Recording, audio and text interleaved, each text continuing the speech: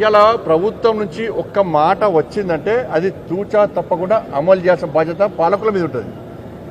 నేను గతంలో చాలా చూసిన, ఒక ముఖ్యమంత్రి కానీ మంత్రి నోటి నుంచి నరేంద్ర మోడీ చూడండి, ఒక్క మాట ఇస్తే, ఒక మంత్రి ఒక మాట ఇస్తే, పార్లమెంట్ కానీ బయట కానీ మాట ఇస్తే తప్పకుండా అమలు చేసి చూస్తాం. ఇక్కడ ముఖ్యమంత్రులు మాట ఇచ్చినా, మంత్రులు మాట ఇచ్చినా దానికి ఇంపార్టెన్స్ లేకుండా పోతుంది దానికి.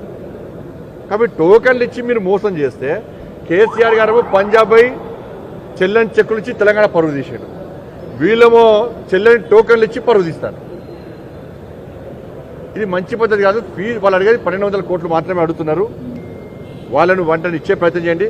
మళ్ళీ ఇంతమంది టీవీలు చూసినా ఏది ఆరోగ్యశ్రీ బకాయిలు చెల్లించకుంటే వాళ్ళు కూడా వైద్యం ఆపేస్తారట. ఇక తెలంగాణ పరిస్థితి ఏంటో ఒకసారి అర్థం చేసుకోండి. ఇవాళ ఇండోర్ అంటే వాళ్ళు ఫీజు రియంబర్స్మెంట్ అడిగినప్పుడే గుర్తొస్తారు వాళ్ళకు. ఇప్పుడు అనేక సందర్భాల్లో ముఖ్యమంత్రి సమీక్ష చేశారు. మరి ఆ సందర్భంలో ఏ కాలేజీకి ఏ పరిస్థితుల్లో ఎంక్వైరీ చేయాలి కదా. ఇప్పుడు కమిటీ వేసినా మీరు, ఇప్పుడు ఎంక్వైరీ చేయాలి, ఫీజు రియంబర్స్మెంట్ అడగగానే ఈ కమిటీతో బెదిరిస్తుడు. ఇయ్యని చెప్పి డైరెక్ట్ ఇయ్యని చెప్పండి, మొత్తం కాదని చెప్పండి, అంతే ఎగ్గొట్టడానికే కదా, ఇయ్యక చదవగానే అంతే.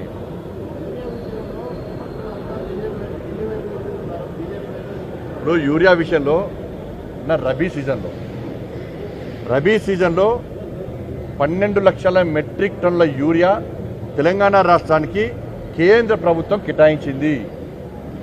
ఆ రబీ సీజన్లో రాష్ట్ర ప్రభుత్వం అంచనాల ప్రకారము ఎంత అవసరం అంటే 9 లక్షల మెట్రిక్ టన్నులు మాత్రమే అవసరము. మిగతా 3 లక్షల మెట్రిక్ టన్నులు ఏమైంది? సరే, 1 లక్ష మెట్రిక్ టన్ను అటు ఇటు పోయిందనుకో, కొద్దిగా ఎక్కువ తక్కువ వాడుకుంటారనుకో, మిగతా 2 లక్షల మెట్రిక్ టన్నుల యూరియా రబీ సీజన్ సంబంధించి ఏమైంది?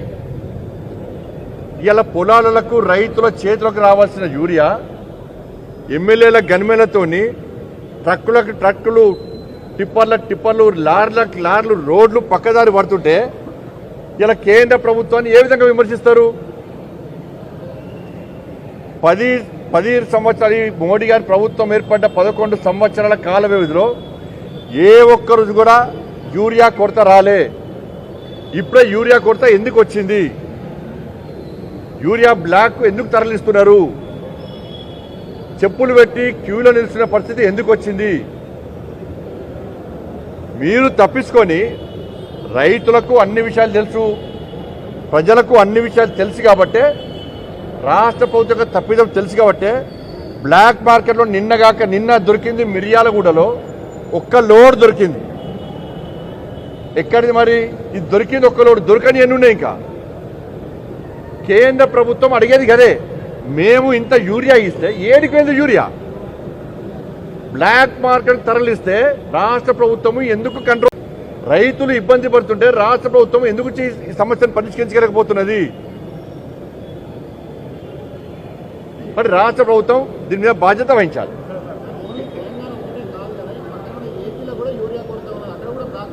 ఏపీలో కానీ ఆ రాష్ట్ర ప్రభుత్వాలు అంచనాలు సరిగా లేకపోవడం వల్ల ఇక్కడ కొరత వస్తున్నది. ఇక్కడ కూడా మనం రామగుండం కూడా కొన్ని టెక్నికల్ ప్రాబ్లమ్స్ వల్ల మనం సింధూర్ లాంటి దానివల్ల కొంచెం ఇబ్బంది అయినప్పుడు కూడా దాన్ని సరి చేసే ప్రయత్నం చేస్తాం. దానివల్ల కాదు, కానీ రాష్ట్ర ప్రభుత్వం ఇలా బ్లాక్ చేయడం వల్లనే ఈ ఇబ్బంది వస్తుంది.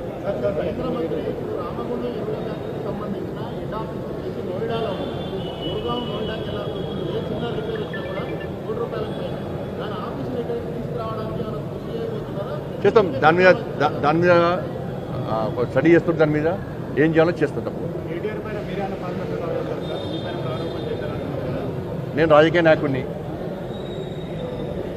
ప్రజల చేత ఎన్నుకోబడ్డ ప్రజాప్రతినిధిని, నేను ఫీలింగ్గా కొట్టాడేటువంటి నాయకుడిని. నేను రాజకీయంగా ఎదుర్కొంటా తప్ప నేను ఇజ్జత్ వాళ్ళ పేరుతో బెదిరించే ప్రయత్నం చేయాలి. నాకు రాజకీయంగా ఎదుర్కొనే దమ్ము నాకున్నది. నేను మొన్న సవాల్ చేసిన, నన్ను తంబాకు తింటావు అన్నావు.